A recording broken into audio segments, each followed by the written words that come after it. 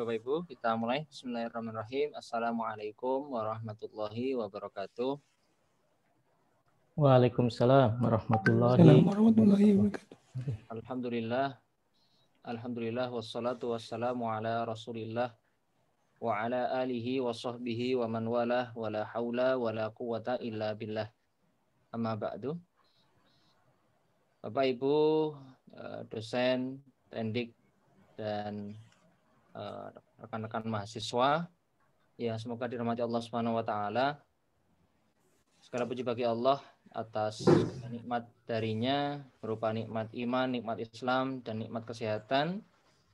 Sehingga pada kesempatan hari ini, di hari Ahad, pas di pertengahan Sya'ban, tahun 28 Maret 2021, Allah masih mengizinkan kita untuk bisa bergabung bersama-sama dalam rangka kajian Islam Informatika dengan nanti insya Allah akan disampaikan materinya oleh Bapak Ustadz Dr. Yudi Prayudi MKom dengan tema Islam dan Disabilitas, dan masih di dalam rangkaian tema besar yaitu Aku Bangga Sebagai Akademi Muslim. Bapak Ibu rahimani wa rahimakumullah, di sini sebelum kami mulai ada sedikit informasi terkait dengan acara kita. Yang pertama nanti adalah pembukaan, ya. Kemudian yang kedua adalah pembacaan ayat Al-Quran oleh Saudara Hudi Pondroy, mahasiswa dari Ahwal Syahsiah FIAI UII, yang insya Allah nanti akan membacakan surat Al-An'am 135 sampai dengan 137. Setelah itu nanti kita masuk ke acara inti, yaitu pengajian oleh Bapak Ustadz Dr. Yudi Prayudi dengan tema Islam dan Disabilitas, dan nanti dilanjutkan dengan tanya jawab dan diakhiri di sesi terakhir dengan penutup. Bapak Ibu sekalian, untuk mengawali agenda pada pagi hari ini, marilah kita sama-sama memulai dengan membaca basmalah.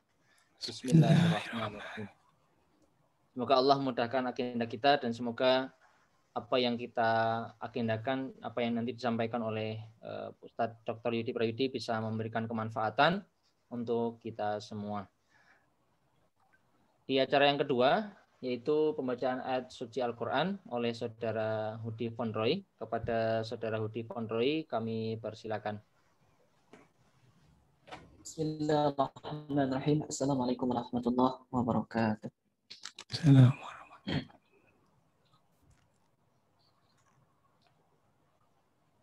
أعوذ بالله من الشيطان الرجيم. بسم الله الرحمن الرحيم. قل يا قوم اعملوا على مكانتكم إني عامل فسوف تعلمون من تكون له عاقبة الدار إنه لا يفلح الظالمون وجعلوا لله مما ذرأ من الحرث والأنعام نصيبا فقالوا هذا لله بزعمهم وهذا لشركائنا فما كان لشركائهم فلا يصل إلى الله وما كان لله فهو يصل إلى شركائهم ساء ما يحكمون وكذلك زين لكثير من المشركين قتل أولادهم شركاؤهم ليردوهم وليلبسوا عليهم دينهم ولو شاء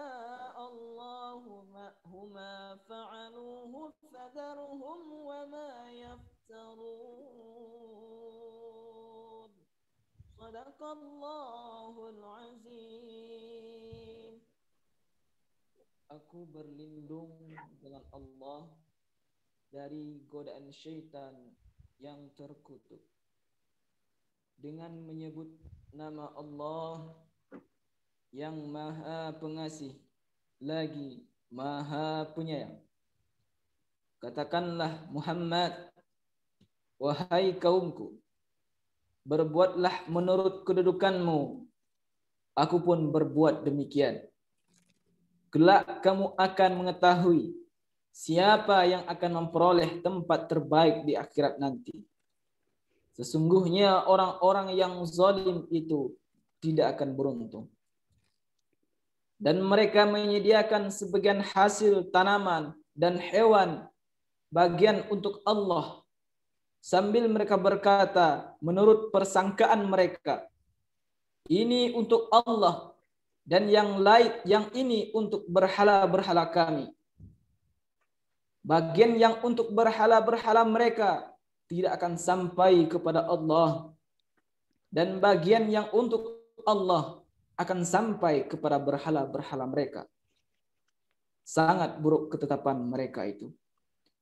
Dan demikianlah berhala-berhala mereka menjadikan terasa indah bagi banyak orang-orang musyrik, membunuh anak-anak mereka untuk membinasakan mereka dan mengacaukan agama mereka sendiri.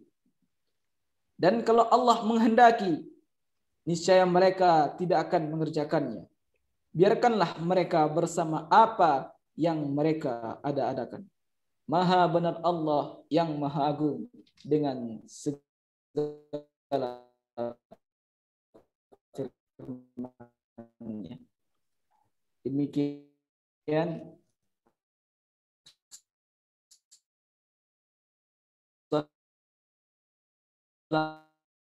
Al-Quran tadi bisa menambah keimanan dan ketakwaan kita kepada Allah Subhanahu wa Ta'ala. Kita melanjutkan ke acara yang ketiga, yaitu masuk pada agenda materi pengajian. Insya Allah disampaikan oleh Bapak Ustadz Dr. Yudi Prayudi MKOM. Dan langsung saja Pak Yudi, monggo, nanti sampai jam 11:15 insya Allah. Kemudian nanti akan dilanjutkan dengan tanya jawab setelah itu. Oke. Ada Pak Dr. Yudi Prayudi, kami persilakan. Matur suwun. Pak Fathan.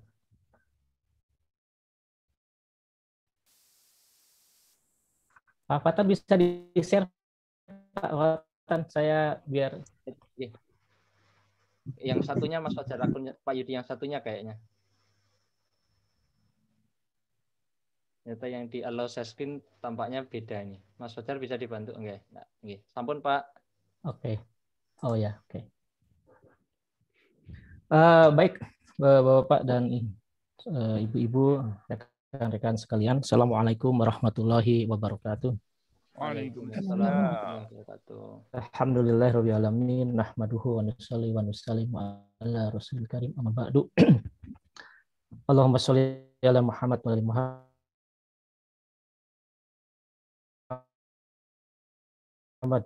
Qala Allah ta'ala sabiquna al-awwaluna minal muhajirin wal ansar waladina tabi'uhum bi ihsan anhum radwan. Wa qala Nabi sallallahu alaihi wasallam, man qala akhiru kalami la ilaha illallah dakhala jannah. Shadaqallahul azim. Terima kasih sebelumnya Pak Ustadz Fathan serta ustadz-ustadz lain dan ustazah-ustazah lain yang ada di ruangan Zoom ini. Kalau anak saya tuh semua guru itu semua dipanggil ustadz, semua guru yang putri dipanggil ustazah semua ya. Jadi kalau begitu juga semua dosen yang putra maupun yang putri juga harusnya dipanggil ustadz dan ustazah juga gitu ya. Alhamdulillah pada pagi hari ini saya mencoba untuk meluangkan waktu untuk memenuhi salah satu agenda rutin jurusannya, satu agenda yang sangat positif, sangat baik sekali. Saya yakin sebagian dari kita mungkin tadi pagi sudah olah jasad ya, ada yang gowes sana gowes sini. Kemudian kita lanjutkan dengan olah rohani pada siang-siang menjelang duhur. Ya, mudah-mudahan tidak kecapean gitu ya, sehingga tetap bisa mengikuti kegiatan ini. Ketika saya diminta untuk menyampaikan materi ini, saya berpikir apa ya kira-kira materinya. Kemarin ada yang usul materinya tentang Ramadan. Wah, kebetulan kita 14 hari lagi kan Ramadan ya. Wah, saya bilang ini dosen ini sifatnya SKS nih, sistem kebut semalam. Kalau materi Ramadan 1-2 hari sebelum Ramadan baru nyambung gitu. Kalau masih 14 hari ini masih belum nyambung nih. Saya cari materi lain kalau gitu. Nah, kebetulan Bapak dan Ibu sekalian, saya dengan kawan-kawan itu setiap hari Ahad pagi, ini kami punya satu kegiatan ya, yaitu kita memusyawarahkan satu program dakwah lah ya. Satu program dakwah yang kita alhamdulillah dalam beberapa tahun ini kita intensifkan, yaitu program dakwah di kalangan masyarakat yang mengalami disabilitas. Dalam hal ini khususnya disabilitas yang kita maksud itu adalah yang tunarungu gitu ya.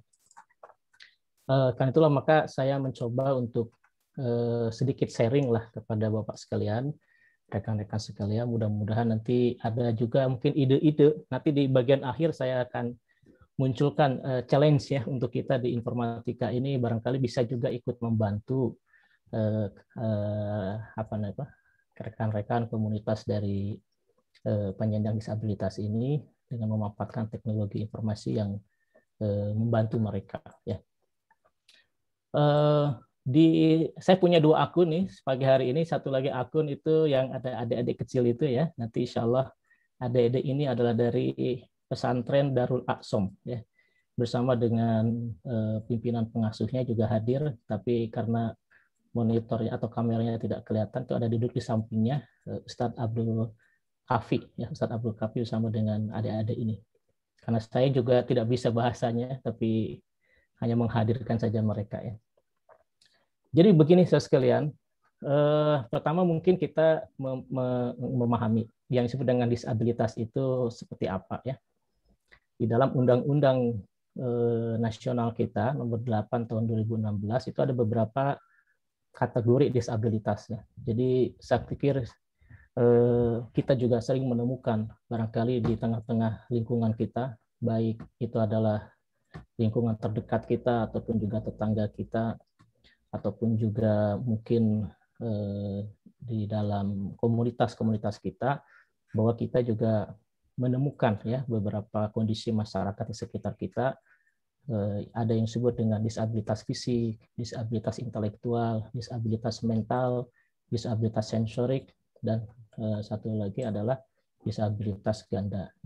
Nah, yang menjadi fokus kita adalah hari ini tentunya disabilitas sensorik, yaitu dalam hal ketidakmampuan di dalam mendengar ya tentu, dan salah satu dampaknya juga dalam hal berbicara.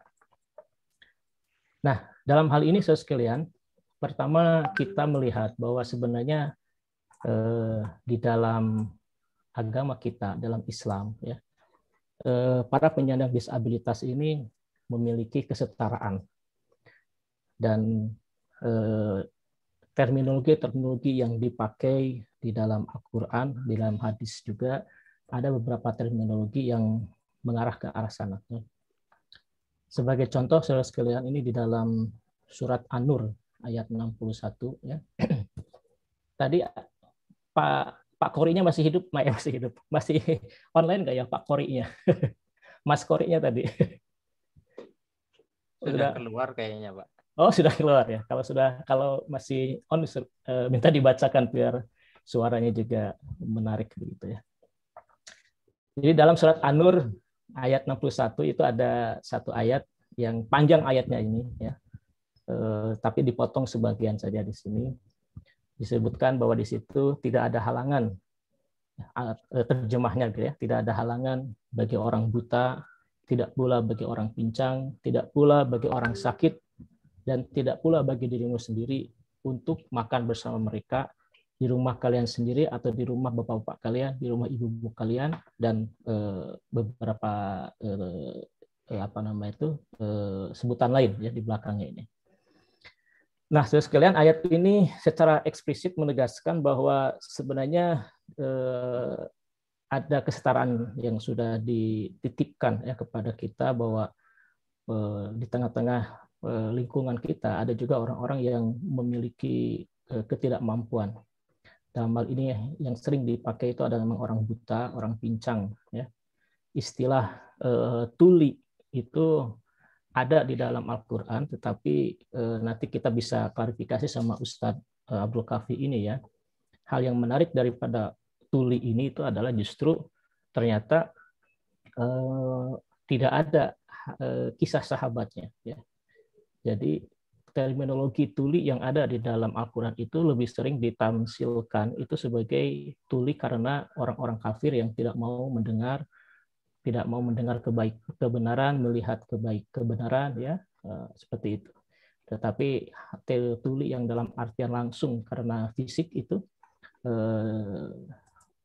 tidak secara nyata ada contoh ataupun ada kisah sahabatnya. Nah, kita tengok di sana. Nah, jadi saudara sekalian, ayat di atas menunjukkan bahwa sebenarnya orang-orang yang memiliki keterbatasan itu memiliki juga kesetaraan. Jadi kita harus memperlakukan mereka pun juga secara setara, gitu ya. Kemudian barangkali yang paling sering dijadikan sebagai kisah cerita ya tentang disabilitas itu adalah kisah tentang Abdullah bin Umi Maktum. Ya. Kisahnya sangat terkenal sekali karena di dalam ayat Quran ada, di dalam hadis-hadis juga dicantumkan, dan di dalam ayat Al-Quran yaitu surat Abasa ayat 1 sampai dengan 11. Ya. Yang dalam ayat tersebut itu salah satunya itu adalah teguran ya, kepada baginda Rasulullah ketika ada satu orang sahabat yang namanya adalah Abdullah bin Umi Maktum yang datang kepada Nabi untuk memohon bimbingan tentang perkara Islam. Namun karena waktu itu Rasulullah SAW sedang menghadapi tamu yang lain, beliau agak mengabaikan begitu ya. Nah, kemudian turunlah ayat tersebut yang intinya itu adalah bagaimana agar mereka ataupun dalamnya adalah orang yang memiliki keterbatasan tunanetra ini juga diperhatikan ya. Jadi jangan karena di depan kita adalah orang yang memiliki dari sisi pangkat keduniaan, sementara kita mengabaikan yang lain. Gitu ya. Nah, dalam ayat tersebut nanti kita bisa baca dan mungkin juga kita sudah hafal tentang surat Abasa ini yang tidak lepas daripada kisah mengenai Abdullah bin Umi Maktum. Ya. Abdullah bin Umi Maktum juga ada kisah lain di dalam Hayatus Sahabah berkaitan dengan bagaimana kesungguhan beliau ini untuk datang sholat berjamaah di masjid. Ya, sehingga walaupun beliau dalam keadaan buta, tetapi beliau memaksakan diri untuk tetap sholat berjamaah di masjid karena keutamaan dari sholat berjamaah itu sendiri. Ya. Ada kisah bagaimana beliau membuat tali ya untuk menjadi pegangan agar beliau tidak salah jalan gitu ya. Jadi banyak kisah-kisah mengenai Abdullah bin Umi Maktum ini. Beliau ada salah orang sahabat yang memiliki keterbatasan dalam hal penglihatan atau tunanetra. Nah, di sisi lain, saudara sekalian, orang-orang yang memiliki keterbatasan itu juga memang disampaikan di dalam hadis baginda Rasulullah yang intinya bahwa itu ada ujian. Ya. Di Rasulullah SAW bersabda bahwa sesungguhnya seseorang niscaya punya satu derajat di sisi Allah yang tidak akan dicapainya dengan amalan sampai ia diuji dengan cobaan di badannya, lalu ia dengan ujian itu mendapatkan derajat tersebut. Jadi tentunya saudara sekalian tidak ada orang yang ingin lahir dalam keadaan yang tidak normal gitu ya, tidak lengkap ataupun ada cacat dan sebagainya. Semua orang berharap lahir itu dalam keadaan yang sempurna. Tetapi apabila dengan takdir Allah Subhanahu wa taala seorang memiliki keterbatasan dari sisi jasadnya, maka itu salah satu bagian daripada ujian terhadap dirinya. Ya. Demikian juga ketika kita pun barangkali mendapatkan ujian-ujian yang berkaitan dengan fisik kita, itu juga merupakan salah satu bagian cara untuk bagaimana meningkatkan derajat kita di hadapan Allah Subhanahu wa taala. Jadi keterbatasan fisik ini adalah merupakan salah satu hal yang disampaikan sebagai salah satu ujian yang disampaikan kepada hambanya untuk menaikkan derajat yang bersangkutan. Nah, istilah yang ada di dalam Al-Quran, salah satunya itu adalah dalam surat Al-Baqarah ayat 18. Ya. Disebutkan sumum bukmun umyun fahum la yarji'un. Ya. Artinya dalam kalimat ini mereka tuli, bisu, dan buta, sehingga mereka tidak dapat kembali. Nah, yang menarik itu adalah ketika ada kata-kata tuli, ya, bisu, dan buta, itu tafsir yang kita baca itu adalah merupakan tamsil ataupun makna-makna terkait dengan bagaimana mereka tidak mau menerima kebenaran. Ya. Jadi salah satu tafsir disebutkan bahwa orang yang tuli itu adalah mereka tidak mau mengikuti kebenaran yang dia dengar. Ya, jadi telinganya tidak mau digunakan untuk mendengar tentang kebaikan. Mereka bisu karena mereka tidak mau lisannya ini digunakan untuk mengucapkan tentang kebenaran ataupun kebaikan-kebaikan. Ya. Sementara mereka pun juga buta karena mereka tidak bisa menggunakan matanya untuk mengambil pelajaran-pelajaran tentang kebesaran Allah ataupun hal-hal yang berkaitan dengan kekuasaan Allah SWT yang akhirnya menundukkan hati fikir mereka untuk taat kepada Allah Subhanahu wa taala. Sehingga mereka yang tidak menggunakan indera tersebut ya untuk ketaatan, maka mereka orang-orang yang tersesat gitu ya. Jadi makna tuli bisu buta ini dalam hal ini merupakan perumpamaan pada orang-orang yang ketika hidup di muka bumi mereka tidak mau mendengar tentang perkara kebaikan, melihat tentang kebaikan, kemudian berbicara tentang perkara kebaikan sehingga mereka dalam kesesatan sampai dengan akhir hayatnya. Kemudian juga sekalian tamsil lain juga ya di dalam ayat Al-An'am ayat 39 ya itu ada makna juga bahwa orang-orang yang tuli bisu itu adalah orang-orang yang disebutkan yang mendustakan ayat-ayat kami. Jadi dan orang-orang yang mendustakan ayat-ayat kami adalah tuli bisu dan berada dalam gelap gulita. Ya, tuli bisu dan berada dalam keadaan gelap gulita. Barang siapa yang dikehendaki Allah SWT dalam kesesatan, niscaya disesatkannya. Dan barang siapa yang dikehendaki Allah SWT ataupun diberi petunjuk, niscaya dia akan menjadikannya berada di atas jalan yang lurus. Jadi di sini pun juga salah satu makna tamsilnya itu adalah bahwa mereka yang tidak mau menerima ayat-ayat Allah Subhanahu wa taala, maka seperti orang yang gelap gulita. Ya, dia tuli, dia bisu, ya, dia tidak bisa menggunakan inderanya ini adalah untuk mengenali lebih luas, lebih jauh tentang keadaan dunia sesungguhnya. Ya, di mana di dalam keadaan dunia yang sesungguhnya ini sebenarnya Masya Allah ada banyak hasanah Allah Subhanahu wa taala, ada banyak cahaya hidayah, ya. Tetapi karena tidak mau menggunakannya, maka dia seperti dalam kehidupan yang gelap gulita. Jadi ini pun juga adalah tamsil ataupun juga perumpamaan kepada orang-orang yang kembali lagi tidak mau taat kepada Allah SWT, tidak mau menggunakan indranya ini untuk hal-hal kebaikan. Nah, dari sini sekalian kita bisa melihat ya kalimat ataupun terminologi yang terkait dengan tuli terutama ya itu banyak diterapkannya itu adalah ketika orang-orang yang hidup di muka bumi ini tidak mau menggunakan telinganya untuk mendengar firman Allah SWT, mendengarkan perintah Allah SWT untuk mentaati perintah Allah Subhanahu wa taala. Nah, sementara sekalian hal yang physically ya secara fisik itu memang ada keterbatasan yang disebut dengan tunarungu ya. Itu nanti kita bisa tanya sama Ustadz Kahfi ini ya, ternyata menurut beliau hasil dari telaah terhadap beberapa kitab juga itu ternyata tidak ada hal yang berkaitan langsung untuk kisah sahabat ataupun juga hadis yang berkaitan langsung dengan fisiknya orang yang tunarungu tidak bisa mendengar. Kalau buta tadi ada ya, bagaimana orang buta itu tadi ada kisahnya. Tapi kalau orang yang tuli ini ternyata tidak ada. ya. Padahal sekalian kalau kita lihat ya, Masya Allah, tadi saya mencoba mencari data ya, statistik, tapi belum saya dapat yang terakhir itu. Ada kurang lebih katanya sekitar 7% ya masyarakat disabilitas ini, dan kurang lebih antara 2 sampai dengan 3% itu adalah yang tunarungu gitu ya. Jadi ternyata kalau kita bandingkan dengan masyarakat Indonesia berarti cukup banyak begitu ya yang memiliki keterbatasan ini. Nah, khususnya mengenai tunarungu sekalian, tunarungu ini kalau menurut definisi yang coba saya cari itu ada 2 hal ya.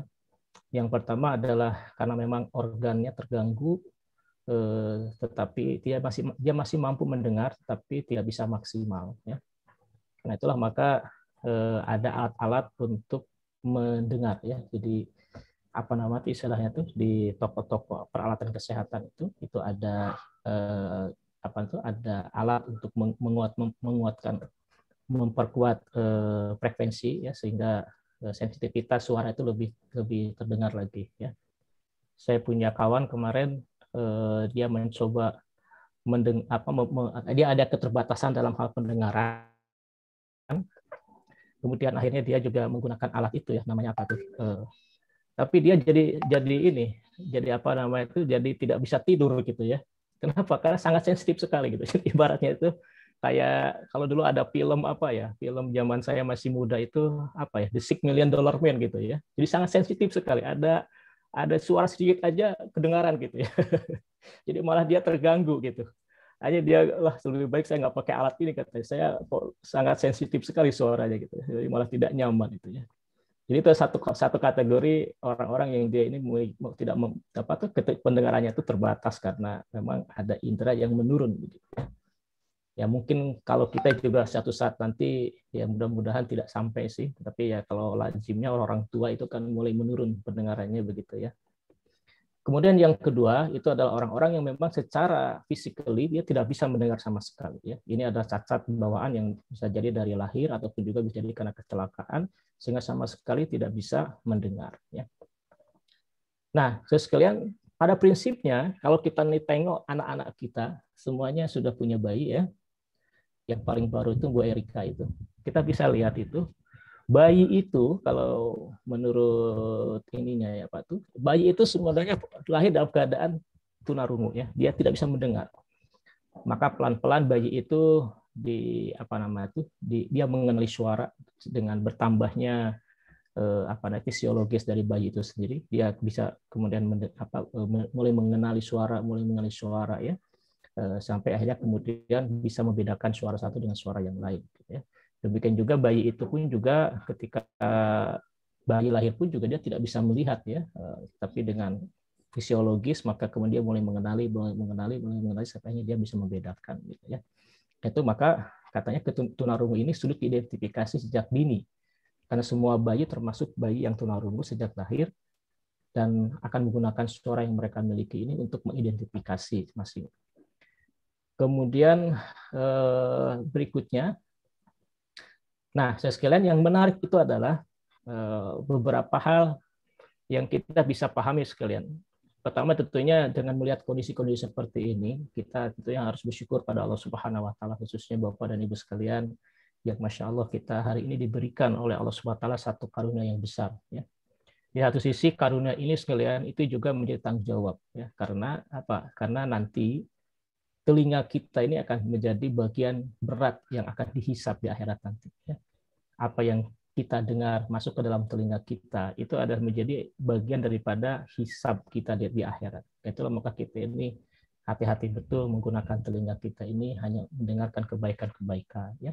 Termasuk juga lisan kita pun adalah bagian yang akan dihisab. Ya. Maka apa yang terucap dari lisan kita ini pun juga adalah bagian daripada hisab. Mata kita pun juga demikian. Ya. Jadi kalau kita melihat salah satu kelebihan atau barangkali kalau bisa kita sampaikan kepada adik-adik kawan-kawan masyarakat yang mengalami disabilitas ini, di satu sisi mereka ini hisapnya tuh ringan ya. Tentunya mereka yang tidak bisa mendengar satupun bunyi-bunyi suara, mereka tidak akan dihisap telinganya. Kenapa? Tidak akan mendengar apa-apa. Mereka yang buta tentunya juga tidak akan dihisap matanya karena tidak bisa melihat apa-apa ya. Kemudian juga yang sebagainya. Jadi itu satu kelebihan mereka ya, dan harusnya kita juga menjadi pengingat kepada diri kita lah. Ternyata kita diberikan satu kenikmatan, Masya Allah, bisa mendengarkan lagu, bisa mendengarkan murotal, ya, bisa mendayu-dayu suara dan sebagainya, menikmati keindahan suara. Ya, itu ada satu kenikmatan, yang kenikmatan ini juga ada bagian daripada apa yang akan dihisab nanti. Nah, di sisi lain, keterbatasan daripada saudara kita yang masuk dalam wilayah ataupun kelompok yang disabilitas ini, mereka memiliki banyak kemudahan-kemudahan. Ya. Dalam hal ini, sekalian, tentunya yang menarik bagi kita ini adalah mempertanyakan bagaimana kaidah fikih kepada orang-orang yang memiliki keterbatasan, ya, khususnya yang tunarungu ini, ataupun juga yang tunanetra. Ya. Salah satu hal disampaikan itu mengenai mengenai kaidah fikih itu disebutkan bahwa ada satu pendapat dari salah satu Syekh Azhar, yaitu Syekh Ibrahim Al-Baijuri. Dia mengatakan bahwa menurutnya bahwa sebagian besar imam mazhab Syafi'i mengatakan bila Allah menciptakan seorang manusia tunanetra sekaligus tunarungu, maka gugurlah kewajiban berpikir tentang Tuhan dan segala tuntutan hukum baginya. Ya, jadi ketika ada keterbatasan tersebut yang menyebabkan dia tidak bisa nantinya menyempurnakan amalnya, ya, menyempurnakan kaidah-kaidah keimanan lainnya, maka gugurlah tuntutan hukum bagi dirinya. Ya. Hal ini menurut beliau disandarkan kepada firman Allah Subhanahu Wa Taala bahwa kami tidak akan mengazab sebelum kami mengutus seorang rasul. Ya, surat Al-Isra ayat 15. Jadi tentunya salah satu sifat kesempurnaan seorang rasul itu adalah Allah SWT pilih yang terbaik dari kalangan manusia, ya, terbaik segala-galanya, termasuk juga terbaik dari sisi fisiknya, ya, dan artinya Rasul adalah merupakan contoh teladan daripada kaumnya, ya, sehingga sampai dengan hari ini kita juga mungkin belum pernah mendengar ada kisah-kisah yang mengenai ketidaksempurnaan seorang Rasul. Rasul diutus dengan segala kesempurnaannya, gitu ya. Nah, itu salah satu contoh sekalian bahwa tentunya kawan-kawan di VAI itu ya, itu menjadi satu bagian kajian yang menarik, itu bagaimana fikih bagi orang-orang yang disabilitas, terutama fikihnya orang-orang yang tadi tunanetra, tuli, yang tidak bisa mendengar. Itu ada banyak hal yang mungkin masuk bagian dalam fikih kontemporer berkaitan dengan dulunya tidak ada, ya, dulu tidak ada kajian-kajiannya, ya. Sekarang karena banyak yang mengalami hal tersebut, tentunya itu menjadi salah satu bagian yang bisa dikaji. Contoh hal contoh yang menarik, ya. Saya ketika berinteraksi dengan komunitas tunarungu itu, yang pertama kali saya tanyakan itu adalah, ini kalau orang tunarungu ini bagaimana ini akad nikahnya, kan? Kan akad nikah itu yang terakhir siapa nih, Mbak Fairuz, ada nggak itu, ya? Itu kan harus ijab kabulnya itu tidak boleh ada jeda, harus dengan dengan satu hal yang berlangsung dengan itu, ya, antara ijab dan kabul gitu, ya. Ini kalau orang yang tunarungu seperti apa, saya bilang ini orang ijab kabulnya nih, ya. Apakah semua menggunakan bahasa isyarat ataukah ada kode-kode khusus ijab kabulnya, ya, seperti itu, ya. Nah, ini ada salah satu pendapat, ya, nanti tanya juga mungkin sama Ustadz Abu Kafi ini, bagaimana beliau pernah menikahkan yang tunarungu, gitu, ya. Jadi salah satunya itu adalah bahwa dikatakan bahwa dihukumi sah nikahnya seorang yang disabilitas tunarungu dalam bentuk memberikan isyarat, ya. Jadi ketika ijab kabul yang tidak hanya orang pandai saja yang memahami isyaratnya, artinya semua orang memahaminya dengan baik, ya. Jadi dalam hal ini saksi yang menjadi bagian daripada sahnya ijab kabul itu, ada wali, kemudian ada yang nikah, dan ada 2 orang saksi itu, maka saksinya pun juga dia harus mengerti, kalau mau menggunakan bahasa isyarat, ya harus mengerti isyaratnya, gitu, ya. Dan isyaratnya juga harus jelas, gitu. Maksudnya di antara semua orang yang duduk di situ, dia harus memahami isyarat yang jelas gitu ya. Nah, saya tidak tahu apakah teman-teman kawan-kawan pernah melihat tidak akadnya seorang tunarungu gitu ya. Kalau pernah melihat mungkin bisa cerita nanti ya bagaimana mereka nih akadnya ya. Itu yang saya dapatkan dari referensi seperti itu. Nah, terus sekalian, yang menarik lagi itu adalah bagaimana kawan-kawan tunarungu ini di dalam menghafal Al-Qur'an, di dalam membaca Al-Qur'an.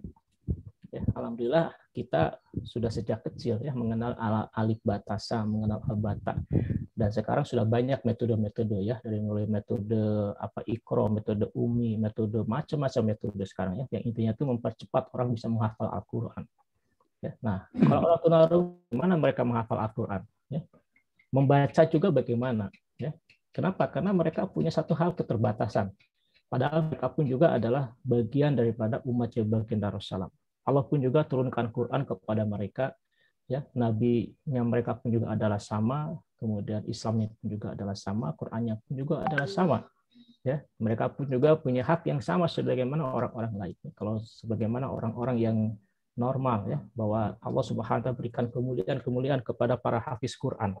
Ya, jadi bagi Bapak dan Ibu sekalian yang punya anak-anak ya, ini kita niatkanlah anak-anak kita ini menjadi hafiz Quran ya, walaupun bapaknya profesor doktor nggak hafal Quran, hafalnya cuma 10 surat terakhir ya, bagaimana setidaknya anak-anaknya ini hafal Quran ya, sehingga menjadi insya Allah nanti akan menjadi penolong kita di akhirat. Investasi akhirat yang sesungguhnya itu adalah kalau anak-anak kita nanti insya Allah bisa hafal Quran, karena dikatakan dalam satu riwayat hadis, seorang anak yang hafal Quran nanti di akhirat akan mampu menolong ya orang tua ya dan keluarganya begitu ya. Jadi tentunya kalau kita ini punya anak yang tunarungu ya, apa mereka bisa nggak jadi hafiz Quran? Ya, atau kita punya saudara yang tunarungu, yang bisa nggak mereka nih hafiz Quran, atau punya keluarga ya? Padahal mereka pun juga adalah sama. Selain keterbatasan dalam hal mendengar, mereka ini sama. Mereka juga punya fisiologi yang sama. Mereka beraktivitas hal yang sama gitu ya. Nah, saudara sekalian, salah satu metode yang konvensional, saya katakan konvensional karena saya lihat dari referensi yang saya cari, yaitu bagaimana pengajaran Al-Quran yang diajarkan oleh guru-guru di SLB, di sekolah khusus, di mana di lingkungan-lingkungan Al-Quran, di lingkungan-lingkungan Kemenag gitu ya, ataupun di lingkungan-lingkungan umum dalam hal mengajarkan agama Islam, terutama ketika mereka mencoba mengajarkan mengenai Al-Quran, ternyata metode yang lama, yang konvensional itu ada seperti ini. Ya, jadi yang pertama itu si guru akan menuliskan surat, misalkan saja Al-Fatihah. Ya. Dia tuliskan suratnya Al-Fatihah ini per ayat dengan menggunakan bahasa Arab. Ya. Kemudian guru menuliskan per ayat dari surat Al-Fatihah dengan bahasa Latin. Jadi atas Arabnya, di bawah ada Latinnya. Di atas Arabnya, di bawah ada Latinnya. Kemudian guru membacakan surat Fatihah ayat demi ayat kepada peserta didiknya. Dia baca, kemudian dia lihat lisannya ya, gerakan bibirnya begitu ya, gerakan bibirnya. Nah, gerakan bibirnya diperjelas ya, sehingga kemudian ditiru ya. Jadi kalau bis itu dari mulai gerakan bibirnya, kemudian dan seterusnya gitu ya. Kemudian itu yang dilakukan mengulang-ulang ya, mengulang-ulang ya, sampai kemudian dalam kontrol daripada si guru atau si ustadz itu kurang lebihnya adalah ucapannya adalah benar ya, ucapannya adalah sesuai. Jadi dia melihat daripada tulisannya, kemudian tulisan Arabnya bagaimana, tulisan Latinnya itu bagaimana, kemudian gerakan ucapannya itu seperti apa. Nah, itulah yang terjadi dengan pengajaran Al-Quran yang konvensional selama ini kepada komunitas tunarungu ya.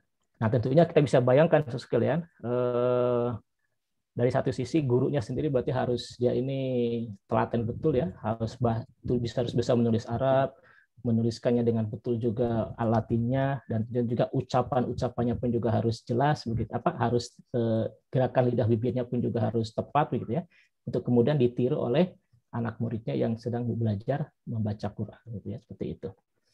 Nah, ini model yang konvensional saya bilang begitu ya.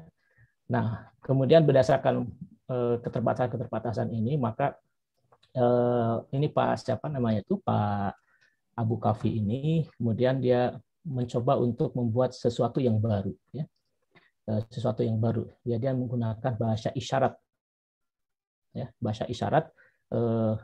Ada jadi alif batasa itu ada kode isyaratnya, sehingga di dalam Al-Fatihah itu ada sekian belas huruf, ya, maka dia harus bisa menggunakan isyarat-isyarat sedemikian rupa, sama seperti hanya kalau kita nulis, gitu. Kalau kita ini menulis Al-Quran begitu, ya, dengan menggunakan bahasa isyarat, ya. Nah, nanti kita akan tengok dan kita akan lihat, ya. Nah, dari sini saudara sekalian, kita bisa bayangkan, ya, bagaimana kesulitan yang dihadapi oleh adik-adik kita, kawan-kawan kita, ataupun juga saudara-saudara kita yang memiliki keterbatasan ini. Tetapi semangat mereka untuk bisa menghafal Al-Quran ini luar biasa, ya. Semangat mereka dalam menghafal Al-Quran ini adalah sesuatu yang luar biasa, ya. Nah, ini saya sampaikan profil video mereka untuk menjadi gambaran kepada kita kira-kira bagaimana proses mereka ini menghafal Al-Quran, gitu, ya.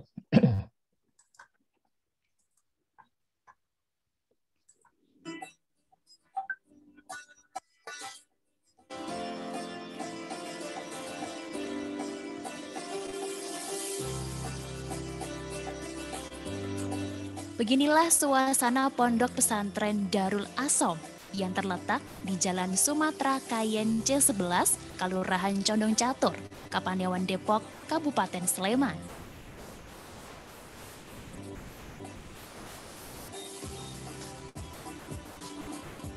Pondok pesantren Darul Asom bukan pondok pesantren biasa, pemirsa, karena merupakan tempat pendidikan agama Islam yang mengajarkan anak-anak dengan keterbatasan pendengaran atau tunarungu.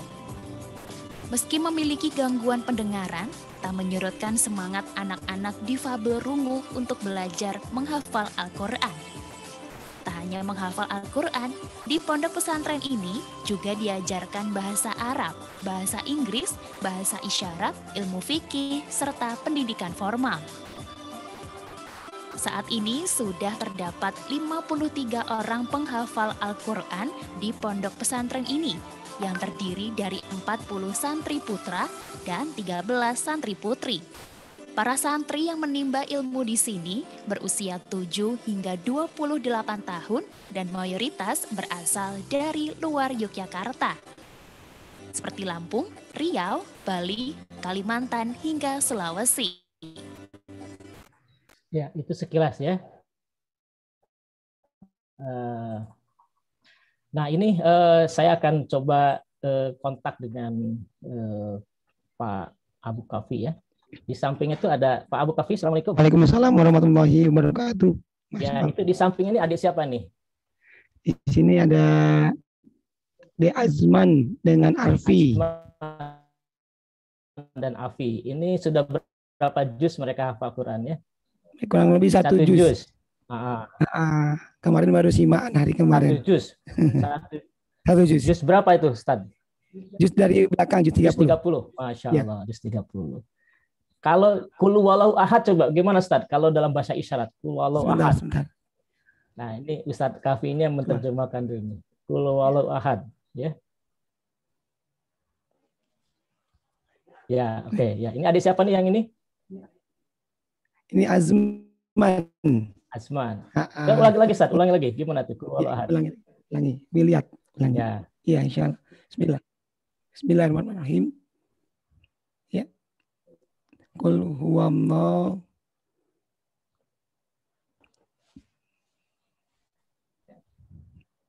Ya, kalau pelan-pelan agak terhambat. Biasanya ya. Cepat, ya. Bapak cepat aja. Ya, alhamdulillah. Qul huwallahu ahad. Allahu samad. Iya. Lam yalid wa lam yulad wa lam yakul lahu kufuwan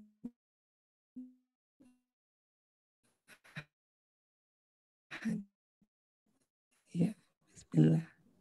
Masya Allah. Allahu Akbar. Barakallahu di azam ya. Yang satunya ada siapa namanya? Arfi dari Tangerang. Arfi. Itu, sudah berapa? 30 sudah sama 1 juz 30 sampai 6 Pak ya. Coba kalau Al-Fatihah bagaimana Ustaz? Gimana? Fatihah. Al-Fatihah.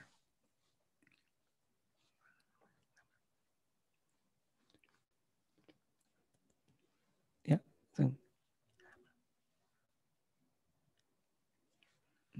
Bismillahirrahmanirrahim. Ya. Alhamdulillahirabbil alamin. Ya. Ar-Rahmanir-Rahim. Iya. Maliki yaumiddin. Iyyaka na'budu wa iyyaka nasta'in. Ihdinas siratal mustaqim. Ya. Siratal an'am alaihim. Ya. Ghairil maghdubi alaihim. Iya. Walam dolin. Ya. Amin. Alhamdulillah. Masya Allah. Oke, jazakallah Ustaz. Ustaz kalau boleh adiknya geser biar Ustaz yang di situ. Oh gitu. Oke. Kalau boleh diajari Ustaz, itu batasannya itu gimana tuh kalau untuk ini, untuk apa namanya itu? Untuk apa namanya itu? Cukup ya? Untuk ya tunarungu itu, ya. Al-Fatihah. Ustaz. Bukan, abatasannya gimana? Abatasannya, Masya Allah. Abatasa. Jadi gimana tuh? Huruf hijaiyah Arabiknya ini alif. Alif ya. Alif tuh gini ya, alif. Ba. Ba tuh gini. Iya. Ta. Ta. Sa. Sa. Jim. Jim. Ada titiknya ya. Enggak. Oh, titik di bawah tuh jim ya. Ya, ha. H-nya gimana? Hanya lurus jempolnya. Sejajar. Begini. Oh, gini. Saya mirror ini ya. Ya. Ha. Kho. Jempolnya nonjol di atas dikit. Oh, kho-nya di atas. Kho-nya. Ya. Masya Allah. Dal. Zal. Ro. Gini. Ro. Gini. Zainya diputar ke bawah. Za. Gini. Za.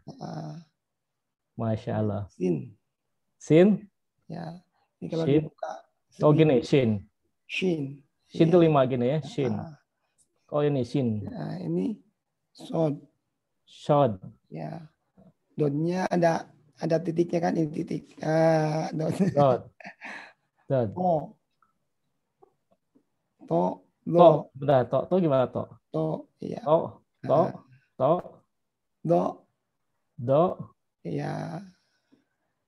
Ain. Titiknya gin jadi ke atas ada titik. Ke atas ini. Ya, gin. Fa. Kaf. Fa. Oh, fa ya. Kap ya belum.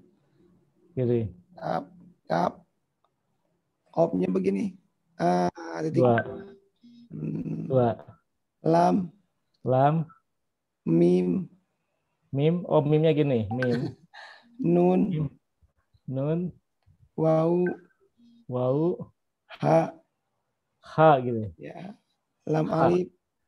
Gimana Ustaz? Lam alif. Hamzah diputar, dicurak. Oh, hamzah. Iya, dibalik tarik ke atas. Gimana Ustaz? Ya. Ya, Masya Allah. Ya, Masya Allah. Jadi adik-adik ini pertama harus hafal 26 isyarat itu ya. Iya, pertamanya hafal dulu isyarat hijaiyahnya. Kemudian menggabungkannya bagaimana Ustaz? Gimana? Misalnya Bismillah gitu kan, ba, sin, mim itu menggabungkannya gimana tuh? Jadi mereka membaca Al-Qur'annya, metodenya mengabsen huruf per huruf. Kalau kita orang yang umum kan Bismillah cuma 3 suku kata. Kita kan mengabsen suku kata. Bismillah. Kalau mereka ba, sin, mim, alif, lam, ha, 7 huruf yang mereka ingat. Untuk Bismillah saja 7 huruf yang mereka ingat. Jadi ada 3 banding 7. Masya Allah. Jadi kita cukup ba sin mim ya. Iya. Kalau mereka 7 ya, karena ada tulisan gitu ya. Ba, sin, mim, alif, lam, ha, semuanya diulang. Jadi kalau Fatihah itu berarti berapa huruf ya itu Fatihah? Al-Fatihah ya, termasuk ada berapa ya? Hitung. Nah, kalau Bismillahirrahmanirrahim aja sudah ada 16. 16. Bismillah. Masya Allah. Terus selama ini bagaimana Ustadz? Adik-adik ini mereka rata-rata menghafal Fatihah saja itu berapa lama itu?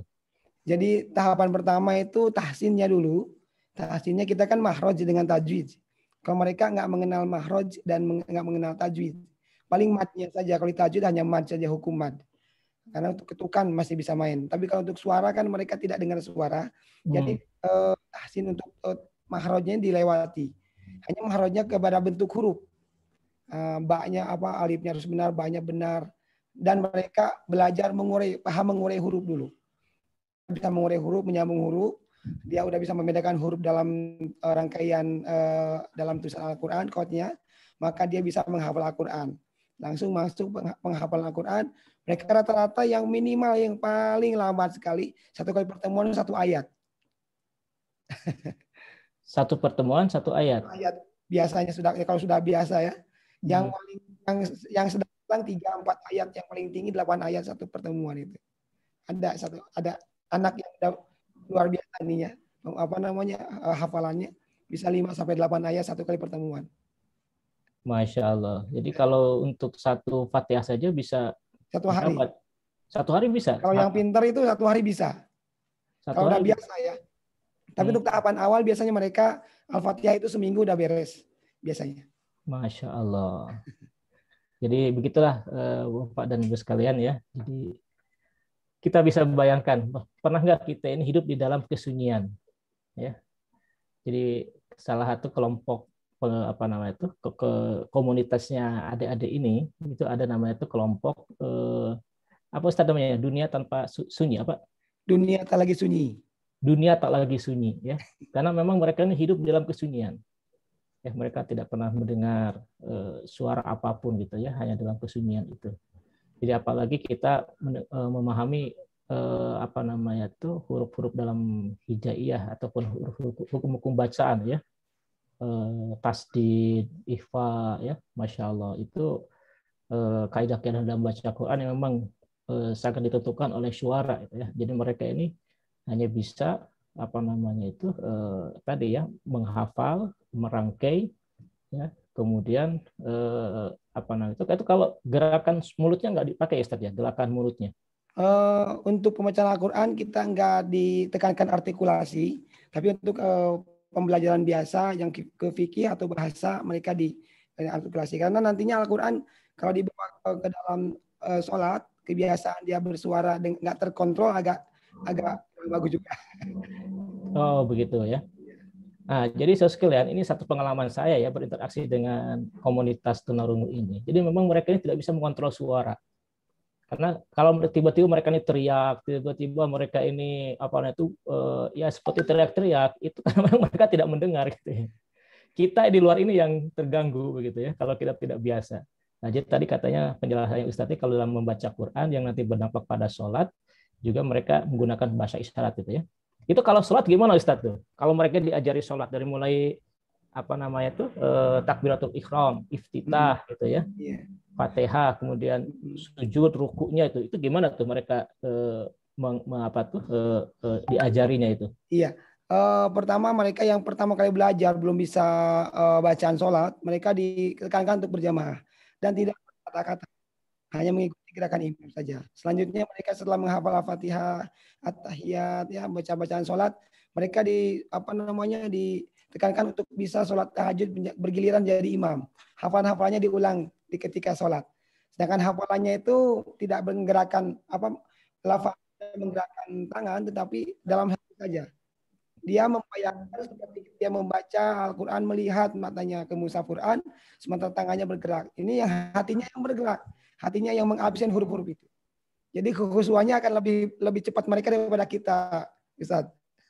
Kalau kita kadang pikiran kemana, lafal kemana. Jadi Fatihah yang tadi disampaikan dalam dalam gerakan itu, kalau sedang sholat itu mereka diam ya. Betul. Tetapi ingatannya itu ataupun apa tuh bayangannya itu yang bergerak gitu ya, huruf Fatihah itu apa gitu ya, sehingga memang seperti merangkai kata-kata Fatihahnya gitu ya, tapi di dalam hati gitu ya. Betul, betul. Masya Allah ya. Kalau ini Ustaz apa namanya itu? Tadi saya apa namanya tanya apa ya? Jadi sebenarnya gimana Ustaz? Apa memang metode ini metode baru ya Ustaz ya, yang belum pernah ada sebelumnya begitu? Kalau dengan menghafal Quran yang sebelumnya bagaimana nih kesulitannya tuh? Jadi sebenarnya ini bukan metode baru. Kami ini bersanad dari Mekah Madinah sana, sudah di tanah Arab sana sudah biasa. Saya pernah ketemu dengan tunarungu orang sana, nanya, ismuka Amir, bukan AMR tapi alif mim ro. Saya baru mengenal hijaiyah Arab, masya Allah. Berarti Al-Qur'annya saya bilang ada, ternyata benar. Mereka sudah ada tahfidz Quran di Taif sana. Di Madinah juga ada halaqah Quran di atas, di Mekah juga ada. Hampir setiap maktab di sana ada khusus untuk mereka halaqah untuk tunarungu. Nah, hanya di Indonesia memang ini kami pertama yang mengenalkan. Pertama di Indonesia mengenalkan 1,5 tahun sebelum saat ini kami kenalkan ke mereka. Mereka sudah sebetulnya sudah tahu di luar negeri itu sudah ada. Hanya belum disosialisasikan di Indonesia. Oh, jadi yang sebelumnya di Indonesia itu yang seperti tadi saya sampaikan ya. Jadi Betul. tulisan, kemudian orang disuruh gurunya suruh ngucapin, kemudian anaknya ngikuti begitu ya. Betul, betul. Jadi bukan yang seperti ini gerakan-gerakan ini ya. Masih banyak kesalahpahaman Ustaz. Kalau mereka itu masih ditekankan atau mohon maaf dipaksa dengan oral, sementara mereka tidak merasakan nyaman. Tidak merasa nyaman dengan oral itu. Maka sebetulnya ada hujah yang sederhana teorinya. Kalau kita orang mendengar lantunan Al-Quran, maka amaliyahnya memperdengarkan. Tapi mereka itu tidak mendengar Al-Quran, hanya melihat Al-Quran. Maka amaliyahnya memperlihatkan. Bagaimana caranya? Bukan dengan oral, tetapi memperlihatkan dengan isyarah. Seperti itu. Masya Allah ya. Jadi, Masya Allah, jazakallah Ustaz untuk sementara ya, nanti kita diskusi. Kemudian tadi Ustaz, yang pertanyaan saya itu, yang akad nikahnya orang tunarungu itu gimana Ustaz? Betul. Betul seperti itu ya? Saya alhamdulillah sudah 5 kali menikahkan mereka. 5 pasang tunarungu kami nikahkan. Jadi intinya secara fikih memang ulama kita mempermudah buat mereka. Hanya tetap nama ijab kabul kan harus tahu yang memberi dan yang menerima. Harus satu kalam, maksudnya tahu paham tujuannya. Maka sebelum ijab kabul dilakukan, saya menjelaskan dulu ini apa prosesnya seperti apa, dan dia tahu dulu ini bayan nikahnya disampaikan dengan isyarat. Karena nanti kewajiban dan hak mereka itu sudah tahu dari awal. Kebanyakan, mohon maaf, tunarungu yang menikah tanpa paham memahami pernikahan, mereka asal pernikahannya. Mohon maaf, karena mereka tidak disertai dengan ilmu, tidak tahu apa-apa. Dituliskan, dia bacakan, kalau keluar suara dia lafalkan, kalau tidak dia isyaratkan saya mewakili. Jadi wali tahkim. Oh, begitu ya. Itu. Ya, uploadnya seperti itu. Ya. Jazakallah khair ya. Nanti sambil tanya jawab yang lain ya. Jazakallah Ustaz. Sementara ini dulu ya. Jadi Bapak dan Ibu sekalian, itulah sedikit ya dari kondisi kawan-kawan kita yang tunarungu. Jadi mungkin ini bisa menjadi menggugah kita ya untuk bagaimana kita juga mensyukuri betul dan berempati kepada kawan-kawan kita yang tunarungu ini ya, karena ternyata mereka ini effortnya itu bukan lagi 2 kali, tapi tadi berapa ya, untuk Bismillah saja katanya kita cuma 3 suku kata. Kalau mereka ini 7 kata ya, jadi 3 banding. Jadi mereka 3 kali lipat dibanding dengan susah payahnya. Sehingga kalau ada tadi adik ini sudah habis 1 juz 30 nih, Masya Allah, itu sesuatu yang luar biasa ya. Jadi luar biasa sekali ya. Mudah-mudahan Allah SWT terima pengorbanannya yang tadi mungkin itu menjadi salah satu asbab Allah meninggikan derajat mereka. Nah, yang terakhir sekalian, ini jadi challenge untuk orang informatika nih ya. Saya cek di Play Store ya, hal-hal berkaitan dengan bagaimana membaca aplikasi-aplikasi berkaitan dengan Al-Quran dengan bahasa isyarat ya. Quran dengan bahasa isyarat.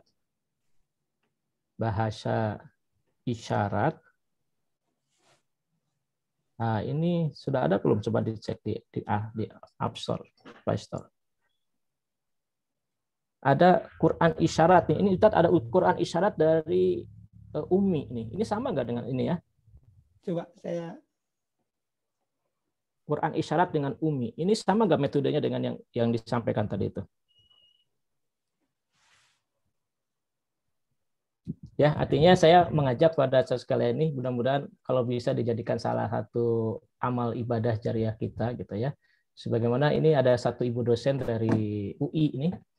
Beliau membuat aplikasi untuk membantu tunarungu, tunawicara, tetapi yang mengacu kepada kalau lihat dari informasinya itu yang mengacu kepada semacam KBBI-nya tunarungu gitu ya. Jadi Ustadz tadi ada pertanyaan, ini adik-adik ini juga diajari bahasa isyarat nasional nggak yang berkaitan dengan komunikasi sehari-hari? iya, nasional dan internasional. Ya.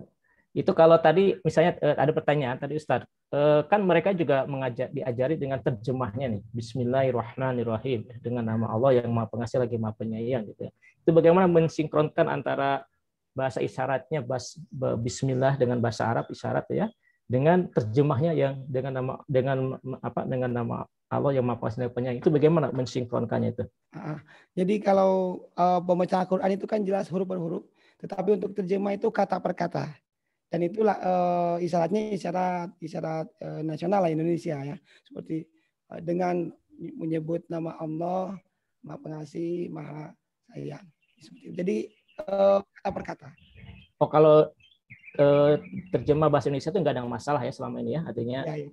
Umum gitu ya. Cuma yang terjemah yang bahasa isyarat dengan Quran itu yang tadi sebenarnya sudah ada di Mekah Madinah gitu ya, ada majelisnya juga, cuma yang di Indonesia ini pengajaran Al-Qur'annya itu belum mengarah ke sana gitu, sehingga tadi masih mengarah kepada pengucapan secara oral bahasanya, begitu ya? Iya betul. Ya. Jadi sekalian ini saya buka ya di challenge-nya itu ya, ini mungkin jadi tantangan nih untuk kita semua, kalau bisa kita beramal jariah, mungkin tadi menyiapkan aplikasi yang relevan dengan kepentingan kawan-kawan kita masyarakat tunarungu, khususnya bahasa isyarat untuk Al-Quran sebagaimana yang tadi disampaikan oleh Ustadz Kafi gitu ya. Kurang lebih begitu saya sekalian itu intinya. Jadi sekali lagi Masya Allah kita bersyukur pada Allah SWT dengan segala nikmat yang telah Allah berikan kepada kita, dan ternyata di sekitar kita juga ada satu komunitas masyarakat yang Allah uji ya dengan keterbatasannya, salah satu dari keterbatasan tunarungu tidak bisa mendengar ya, dan kita dianjurkan untuk tetap memuliakan mereka, memandang mereka sesama dengan yang lain, tidak membeda-bedakannya. Dan hal yang menarik adalah di antara sekian disabilitas ini, satu hal itu tunarungu ya. Nah, saya tanya lagi Ustadz Kafi, ini memang tunarungu itu udah ada ya kisah sahabatnya ya? Artinya ada nggak riwayat-riwayat sahabat yang sampai kepada kita tentang bagaimana kisah sahabat yang tunarungu ya? Kalau sahabat yang buta tadi kan ada ya, Umi Maktum ya. Kalau yang lain bagaimana Ustadz? Memang nggak ada ya? Untuk tunarungu di Talih atau di Haidus Sabah belum ditemukan, nggak ditemukan maksudnya. Tetapi hadis-hadis untuk mengarah ke tunarungu sudah beberapa matan hadis seperti seperti hadis yang meninggalkan neraka dingin bagi dua orang. Yang pertama orang yang tidak mendengar agama, yang kedua orang yang masuk Islam dalam keadaan ujur. Maksudnya tidak mengenal di sini mungkin tidak ketemu dengan Nabi atau tidak ketemu dengan orang yang dakwah.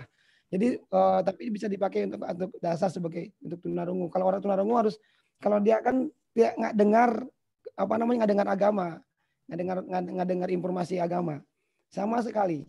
Kalau masih mending kita tidak bisa membandingkan. Kalau tunanetra kan atau tunadaksa dia bisa mendengar ceramah, taklim, dia tinggal didudukan saja sudah paham. Tapi kalau tunarungu kalau hanya duduk dia tidak paham karena sama sekali tidak tahu apa-apa yangnya. Jadi suara dengan surga itu sama goibnya.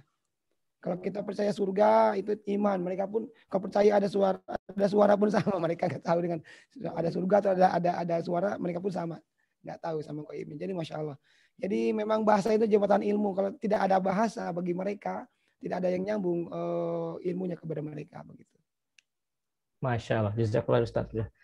Jadi itu ternyata kalau dari sisi kisah sahabat, ternyata memang mereka walaupun sudah mencoba untuk mencari begitu ya kisah-kisah sahabat yang betul-betul sahabat yang tuli itu belum mereka temukan. Tapi kalau sahabat yang buta itu ada beberapa kisah terkait dengan mereka ini.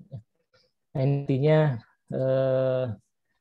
ada satu pelajaran betul kepada kita sekalian bahwa Masya Allah kita diberikan satu nikmat dan nikmat ini harus kita syukuri dan tentunya juga berdampak kepada nanti ada hisabnya nanti ya. Artinya di balik kesempurnaan nikmat ini telinga bisa mendengar, lisan bisa bicara, mata bisa melihat, ini ada hisabnya juga. Sangat kita harus menggunakannya dengan sebaik-baiknya. Di sisi lain, saudara sekalian, kawan-kawan kita, adik-adik kita, komunitas yang Allah Subhanahu wa Ta'ala uji dengan keterbatasan ini, Masya Allah, mereka ini adalah bagian juga daripada diri kita. Nanti kalau suatu saat ternyata mereka pun juga adalah orang-orang yang dekat dengan kita, maka jangan berputus asa gitu ya. Kita juga bisa mengarahkan mereka agar juga memiliki kemuliaan-kemuliaan yang lebih tinggi lagi di hadapan Allah.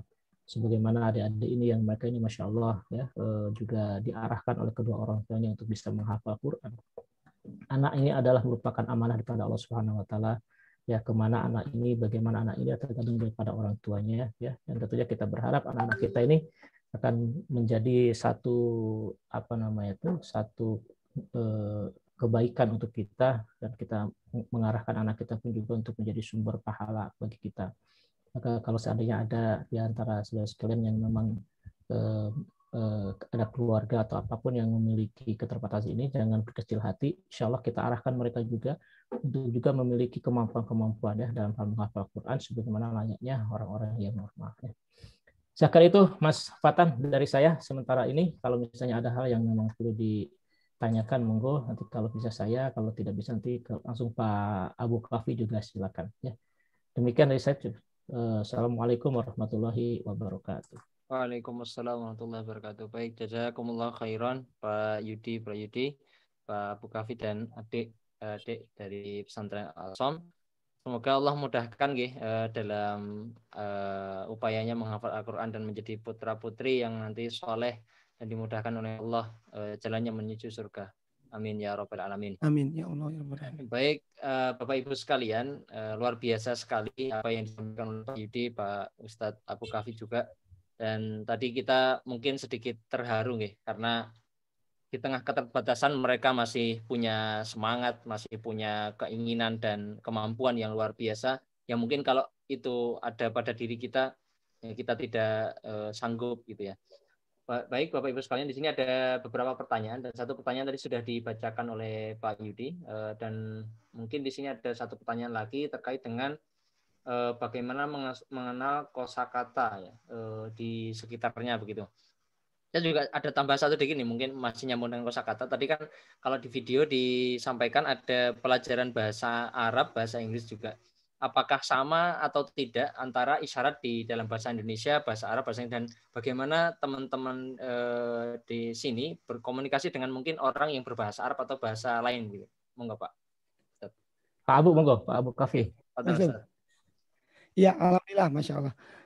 Bahasa manusia semua bisa berbahasa ya, termasuk tunarungu pun Masya Allah, meskipun keterbatasan tidak bisa bicara, mereka bisa berbahasa.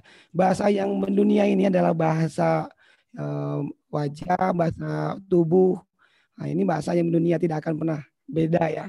Maka memang didasari dengan itu, dari itu didasari, maka sudah bisa dipastikan isyarat ini akan lebih universal daripada bahasa kita. Jadi tadi kan diajarkan bahasa Arab, bahasa Inggris, bahasa Indonesia. Sebetulnya satu kali kita mengajarkan ke mereka itu satu isyarat cukup. Abi, bapak, father, sama saja. Isyaratnya cuma satu. Itu jadi antara bapak, pak, mother, father, abi sama gitu ya? Satu aja. Oh, sama ya. House, baiti, jadi rumah, home ataupun bait itu sama saja, satu isyarat, gitu kan? Oh, begitu. Bagi mereka ketika mereka itu belajar bahasa Inggris, mohon maaf kita nggak bisa langsung mengenalkan grammar kepada mereka. Mereka itu sangat kesulitan dengan jangankan kata-kata yang asing bagi mereka, kosakata Indonesia pun mereka tidak mengenal semua. Jadi Indonesia khusus mereka itu SPOK itu hampir tidak bisa dipakai sementara ini. Tetapi untuk jenjang selanjutnya kita mengarah ke ya SPOK dan berbahasa yang baik. Ya, contoh misalkan saya pergi pasar sama, ini nggak bisa sama, nggak ada. Sama itu hanya untuk menyamakan dengan ibu. Jadi nggak ada saya pergi ke pasar. Jadi ada kata sambung atau apa namanya akhiran awalan seperti itu. Jadi murni hanya kosakata saja ya disambung-sambung. Kosakata yang dasar saja bagi mereka. Ya. Dan alhamdulillah mereka itu meskipun hanya bisa berbahasa Indonesia, tetapi mereka bisa video call dengan orang Arab, dengan orang Amerika. Kenapa? Karena bahasanya sama. Kalau kita mohon maaf nih, contoh misalkan lapar ya, lapar pegang perut sama aja. Orang Amerika juga kalau lapar pegang perut. Orang Arab kalau lapar pegang perut juga. Haus pegang ini kan. Sama orang Amerika, orang Arab juga haus pegang ini. Gitu, lebih universal. Jadi mereka meskipun tidak bisa berbahasa secara tekstual Inggris atau Arab, tetapi langsung bisa berbahasa isyarat. Rumah di mana? Ini linguistiknya jalan, body language jalan, maka akan lebih cepat nyambungnya daripada kita ya. Kita ketemu dengan Arab pasti berbahasa isyarat juga. Ketemu dengan orang Jepang pasti berbahasa isyarat juga. Mungkin seperti itu. Yang jelas mereka diajari juga bahasa internasional dan bahasa nasional isyaratnya. Ya. Baik, jazakallah khair atas jawabannya. Jadi satunya memang bahasa isyarat itu ya satu begitu ya, semua orang universal ya, semua sama. Ya, universal, ya. Kemudian ada lagi yang bertanya, ini bertanya dengan ketika mengerjakan sholat berjamaah, Ustaz, apakah apa namanya isyarat ketika bangun dari sujud, kan kalau kita membaca Allahu Akbar begitu. Nah ini teman-teman dari yang tunarungu ini bagaimana, Ustaz? Kodenya Allahu Akbar itu. Ya, kodenya. Pergantiannya itu gimana, Ustaz? Oh, pergantiannya. Iya. Makanya hadis untuk teman-teman kita di pondok ini, saat pertama itu berebut, kita nggak boleh berebut.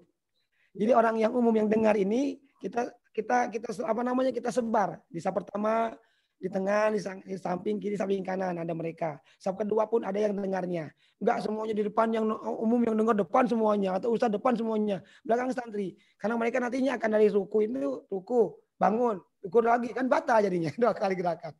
Makanya mereka itu bergesekan dengan yang umum, yang normal. Ketika yang normal bangun, dia ikut bangun. Yang ruku ikut ruku. Terutama dari ruku, dari sujud ya, sujud ikut bangun. Nah, itu adabnya seperti itu. Jadi di kami tidak didahulukan saat pertama, tetapi diatur. Orang yang dengar itu diatur, nggak boleh dengan sendirinya dia mengatur sendiri saat pertama. Karena harus disebar orang yang dengarnya.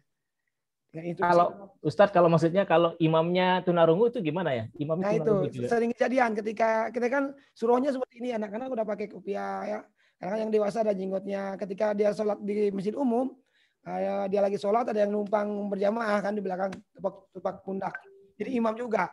Saya mengizinkan ke mereka silakan jadi imam yang sir. Tapi ketika jadi imam yang dizaharkan, suaranya dikeraskan, maghrib dan isya itu kami tidak menganjurkan kepada mereka. Karena kan mohon maaf kalau yang masih ada yang sempurna, lebih sempurna begitu. Bisa didahulukan yang sempurna. Tapi untuk sesama mereka, tahajud sendiri mereka bergantian jadi imam. Tapi sesama mereka. Begitu. Masya Allah, jazakallah Ustaz. Jazakallah khair.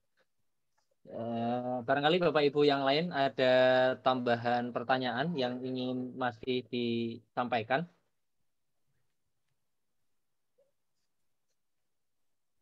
Bisa langsung open mic atau bisa juga menuliskan melalui kolom komentar begitu ya di chat begitu.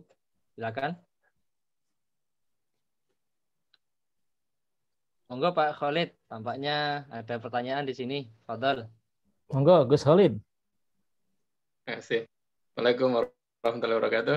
Waalaikumsalam. Terima kasih atas waktunya. Terima kasih Ustadz Abu Kafi. Saya tuh ingat dari 2 tahun yang lalu kebetulan saya pernah diminta menjadi juri di dalam Olimpiade teman-teman disabilitas untuk semua ya, termasuk tunarungu, termasuk tunanetra dan seterusnya. Dan saat itu salah satu komentar juri atau dari beberapa pengelola itu, teman-teman yang tunarungu itu yang paling banyak terserap tenaga kerja yang pertama kali. Kenapa? Karena saudara-saudara kita ini memiliki tingkat konsentrasi yang jauh lebih tinggi daripada yang lain. Karena tadi tidak ada disrupsi sama sekali. Jadi kekhusyuannya luar biasa. Ketika hari ini saya mengikuti pengajian ini, saya juga merasa, ya betul, teman-teman yang punya tunarungu itu punya tingkat konsentrasi yang luar biasa. Betul. Mudah-mudahan itu menjadi jalan kemudahan ke surga. Kemudian Ustadz Abu Kafi, saya ingin nanya terkait dengan apakah ada memang sekarang kan zaman teknologi ya, sedikit-sedikit teknologi, sedikit-sedikit komputer, IT, handphone, smartphone, dan seterusnya. Adakah teknologi-teknologi yang ada saat ini yang memang sudah dikenalkan dan memang dibutuhkan di saudara-saudara kita di sana, yang model-model kayak gimana sebenarnya? Iya ya. Langsung ya. Saya termasuk orang yang gaptek nih sebetulnya, nggak terlalu banyak tahu teknologi. Tetapi mereka itu masya Allah luar biasa. Yang paling favorit buat mereka itu Zoom, termasuk ini IG Live, terus WhatsApp-nya video call. Nah jadi teleponnya mereka itu video call. Itu ya mereka itu, dan kadang mereka lebih yang jelas lebih tahu daripada saya deh. Dan ada juga aplikasi-aplikasi seperti tadi Ustadz Yudi katakan, ada aplikasi kamus isyarat, ada juga sebetulnya. Ada kamus isyarat, ISL, American Sign Language, atau Bisindo, bahasa Indonesia isyarat ada. Berarti kalau misalnya ada nggak peluang, saya dari tadi itu memberikan apa ya, ketika kita kebetulan di teman-temannya Pak Yudi itu, di teman-teman IT, apa ya peluang teknologi informasi yang kira-kira bisa dihadirkan di tengah saudara-saudara kita di tunarungu itu yang barangkali bisa membantu mempermudah komunikasi, pemahaman, dan seterusnya, sehingga dari kita juga ada kesempatan untuk kontribusi apa ya, dan tadi saya berpikir masih belum ketemu. Kayaknya bisa seperti di bandara, Pak Ustadz Yudi ini. Kalau di bandara itu kan mereka untuk bertanya, saya pernah jadi menerima keluhan juga dari teman tunarungu, susah tuh bertanya dengan isyarat karena mereka kan tidak selalu orangnya bisa ini ya nanya. Nah makanya saya pernah lihat juga ada teknologi di Jepang itu memperlihatkan wajah di kamera monitor itu, dia langsung muncul bahasa isyarat buat mereka. Keterangan media itu terdeteksi nama siapa ini di mana, langsung yang dia butuhkan ketahuan langsung. Nah, kemungkinan di Indonesia belum ada, mudah-mudahan kedepannya ada. Amin. Baik, ini tantangan bagi teman-teman multimedia untuk menghadirkan komunikasi yang jauh lebih mudah. Baik, terima kasih. Barangkali mungkin seperti ini ya, pengumuman informasi-informasi yang sifatnya pengumuman untuk mengundang mengundang salah seorang dari yang tunarungu atau menginformasikan untuk yang tunarungu, seperti itu nggih, mungkin nggih. Ya, bisa betul. Nggih. Baik, Bapak Ibu sekalian, barangkali masih ada satu penanya lagi, kita masih ada sedikit waktu, 7 menit mungkin kalau ada.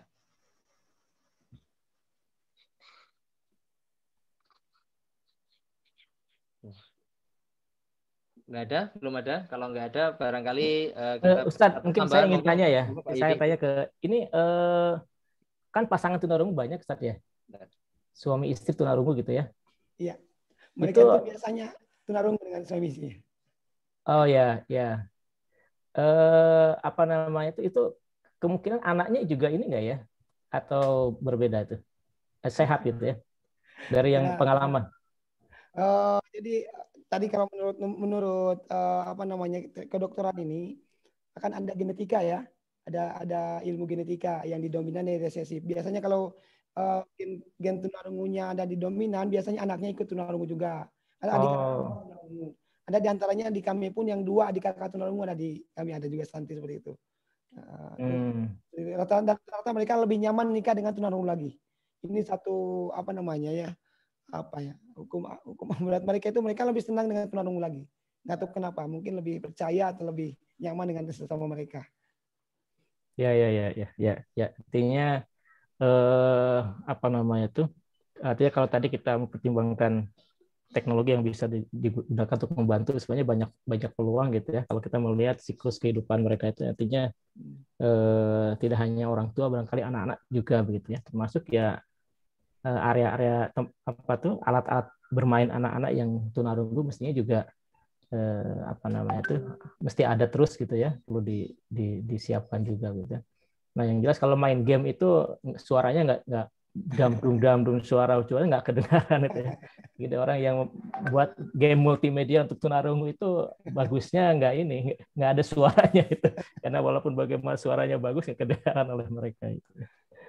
Ya, insyaallah jazakallah. Baik, barangkali yang menikah tadi mungkin lebih percaya begitu ya, sisi kepercayaan komunikasi kayaknya miskomnya lebih kecil kalau sesama tunarungu. Benar. Baik, Bapak Ibu sekalian, saya kira cukup menarik dan ya, kita kembali bisa merasakan rasa syukur kita kepada Allah atas nikmat yang luar biasa yang kita bisa rasakan, dan ini menjadi tantangan bagi kita dan lecutan bagi kita ya, adik-adik yang seperti itu yang diberikan ketetapan saja bisa, dan tentunya kita juga lebih termotivasi harusnya untuk belajar agama dan mungkin mendalami agama lebih dalam lagi begitu. Baik, sekali lagi jazakumullah khairan Ustadz Yudi Prayudi dan Ustadz Abu Kafi dan adik-adik dari pesantren Al-Asom. Semoga pertemuan kali ini bisa menjadikan motivasi buat kita semua, dan kita diberikan keberkahan dan kelancaran dalam menuju surganya Allah Subhanahu wa taala. Sama-sama kita akhiri agenda pada kesempatan siang hari ini dengan membaca hamdalah dan kafaratul majlis. Subhanakallahumma bihamdika asyhadu an la ilaha illa wa atubu ilaik. Alhamdulillah. Ya. Ini saya masih melihat ini isyaratnya subhanakallahumma. Oke, terima kasih sekali lagi Bapak Ibu sekalian atas rawuhnya. Mohon maaf apabila ada kekurangan dan kesalahan. Kami akhiri. Assalamualaikum warahmatullahi wabarakatuh. Waalaikumsalam warahmatullahi wabarakatuh. Oke, jazakallah matur suwun. Pak Yudi. Terima kasih.